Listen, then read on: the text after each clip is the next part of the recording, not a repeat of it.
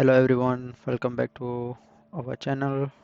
Today I am going to present you IPO standard glass lining details, and here we will see something related to future scope, what the management does this company and what kind of financials they have and many things.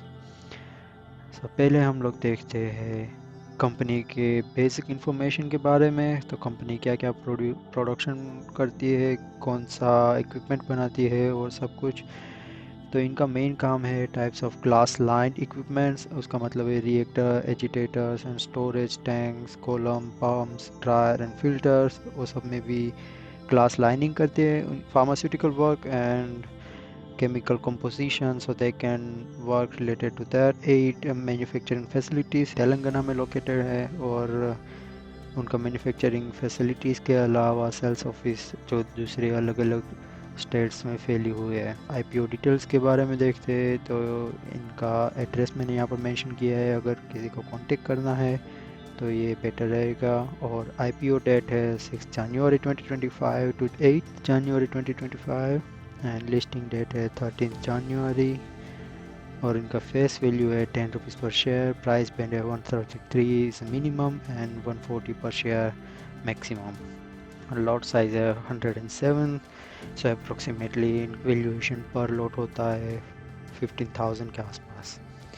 Okay, total issue size इनका है 410 करोड़। वहाँ पर fresh issues है 210 crore and offer for sale है 200 crore. NSE और BSE दोनों में listing होने वाली है। 18 करोड़ 45 लाख शेयर मार्केट में फ्री इशू होने वाले हैं। हम यहाँ पर फाइनेंशियल इंफॉर्मेशन के बारे में देखते हैं तो एसेट्स इनका टाइम टू टाइम ग्रो होता जा रहा है, वो भी बहुत ही अच्छे रेट से, क्योंकि हम देख सकते हैं 31 मार्च 2022 से ये 2024 तक आते आते ऑलमोस्ट डबल हो चुका है, और मोर देन डबल हम बोल सकते हैं।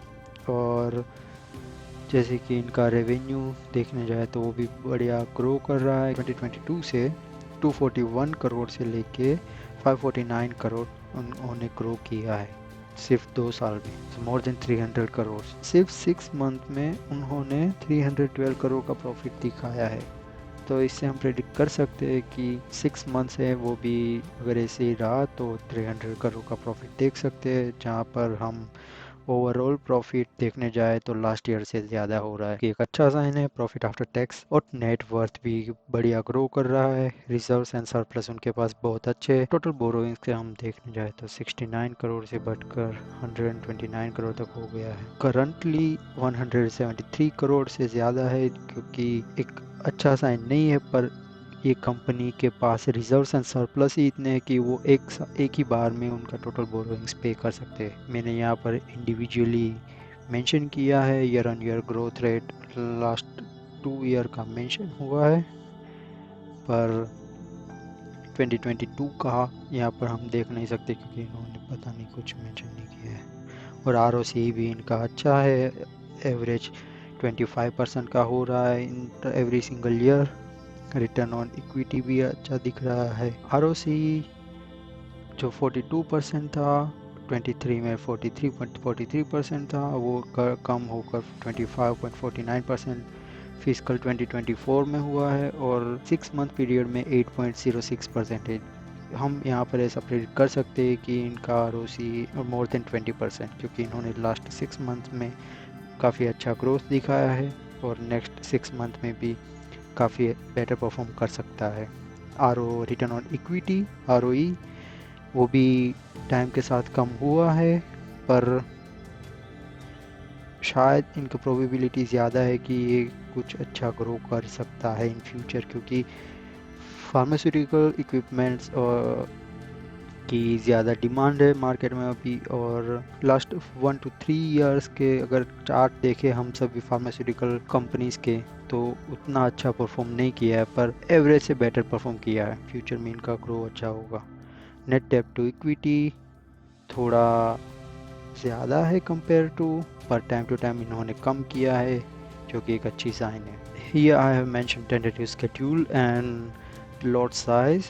So IPO 6 जनवरी को ओपन होगा, close date 8 January, allotment date 9 January, and initial refund will be on 10th, credit of share also on 10th of January, and listing date होगा 13th of January को। lot size का shares और amount value भी mention किया है। अगर retail customer है तो 107 शेयर यानी कि एक लोट 14,980 में ले सकता है और मैक्सिमम 13 लोट्स है।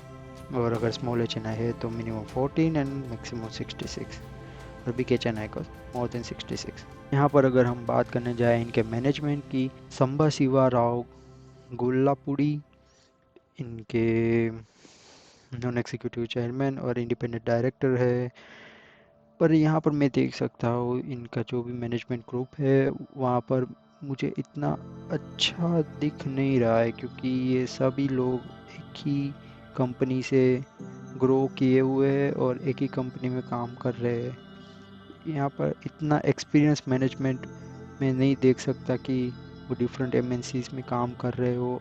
फिर बाद में हम देखते हैं ग्रे मार्केट प्राइस के बारे में। तो ग्रे मार्केट प्राइस अभी भी मार्केट में कुछ बाई सेल दिख नहीं रहा है, और अगर कुछ इन्फॉर्मेशन आती है तो मैं आपको अपडेट करता रहूँगा। फ्यूचर्स को अगर हम देखें तो फ्यूचर में अच्छा परफॉर्म करेगी ऐसा मेरा मानना है, क्योंकि फार्मास्यूटिकल्स इंडस्ट्री अभी भी हम बोल सकते हैं कि ग्रो हो रही है इंडिया में। Better pharmaceuticals, better health conditions और सब के लिए ये कंपनी का जो वर्क और जो भी प्रोडक्शन जो भी हो रहा है वो बहुत ही अच्छे से सपोर्ट करेगा बेटर फ्यूचर को। और ग्लास लाइनिंग टेक्नोलॉजी है, वो भी कई और भी कंपनी हमारे यहाँ काम करती है, पर इनका जो फाइनेंशियल्स है वो मुझे बेटर लग रहा है दूसरी कंपनियों से, और इनका पीयर कंपैरिजन भी बहुत ही वैलिड था इनके रेड हेरिंग प्रोस्पेक्ट में। ये मुझे अच्छा आईपीओ लग रहा है, पर इनकी ग्रे मार्केट प्राइस अभी भी कुछ दिख नहीं रही है। अगर मुझे कुछ